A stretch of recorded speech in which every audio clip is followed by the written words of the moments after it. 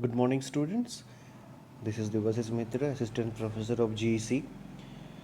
Our today's lecture is going to deal with declining letter and permission letter. So, first, let's concentrate on declining letter. How to write a declining letter. Uh, what to decline?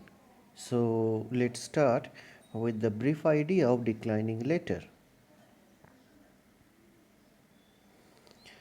As you can see in the slide, declining letter is written to inform the applicant or reader about the declining of either job application or loan application or any other request that was already made before.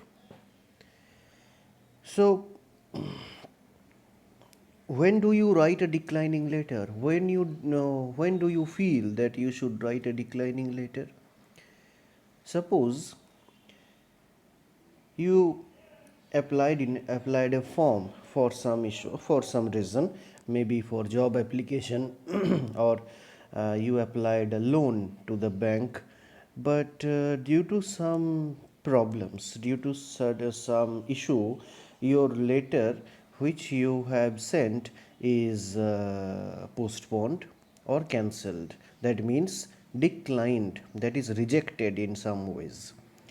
So that institution, maybe the financial institution in the form of bank or any educational institution, can send you back a declining letter that yes, we accepted your letter, but due to some issues, and these issues will be clearly mentioned, that due to these issues or that issues, your letter has been declined. Okay, so it is basically, as I told you, that written to inform the applicant or the reader about the declining of either job application or loan application, whether the job application is declined or loan application is declined. When at that time this kind of letter is written. The reason for the decline, however, may differ from each other. Reasons may differ. There can be multiple differences. Okay, but the form will remain the same. The format will remain the same. I will send you.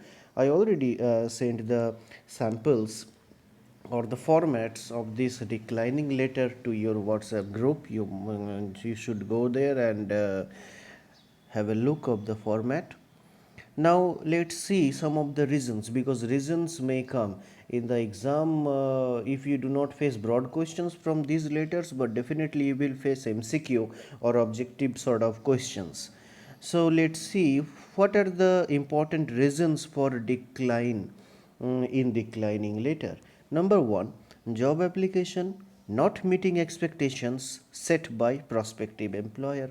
Suppose you filled an application, you appeared in the interview as well, and you were expecting to get your job offer confirmed. But you got a declining letter that yes, you have filled the application and appeared to in the interview, but the expectations that we wanted from you is not met, is not fulfilled. So due to this reason, declining letter can be given to you, it can be communicated to you. Number two, insufficient information on loan application form.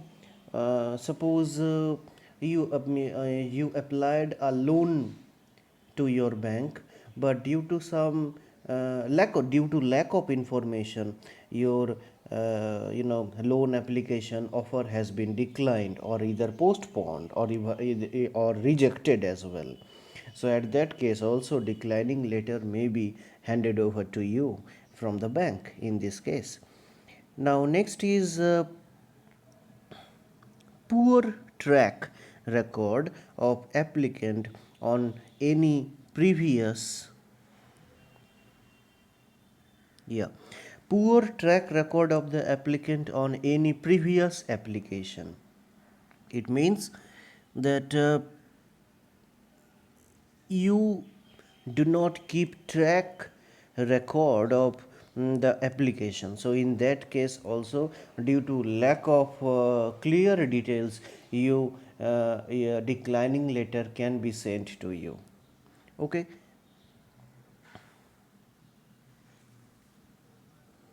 Now there are some other points as well. See, even though a request has been declined for genuine reasons, the letter should not sound insulting or humiliating for the reader. Suppose you are working in a company or you are working in any kind of workplace and your boss ordered you to send a declining letter to this customer or to this applicant or to this client. So you cannot say you don't have this, so we won't accept or appreciate your offer. No, this is not the way to write a declining letter. Even the request has been declined.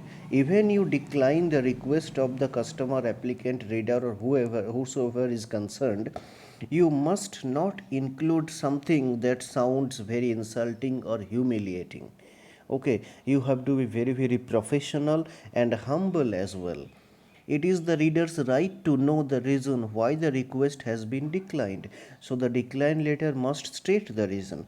You have to mention clearly the reason of declining the issue.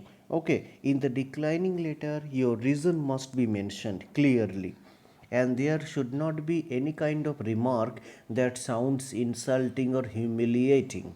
You have to be humble enough. Next point, the date on the letter must be mentioned so that the reader must be aware when the decision was being taken.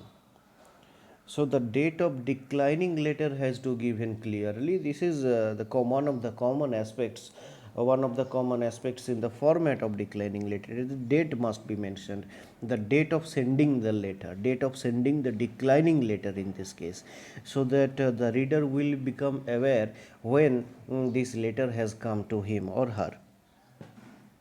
The letter should also end with a regret to sympathize with the reader and hope for a new request later.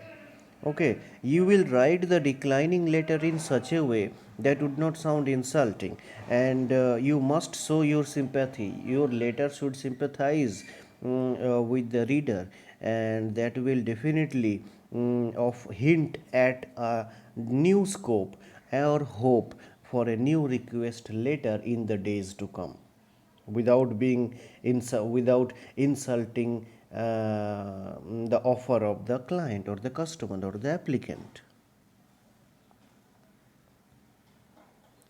Okay, so this was some of the basic ideas of declining letter.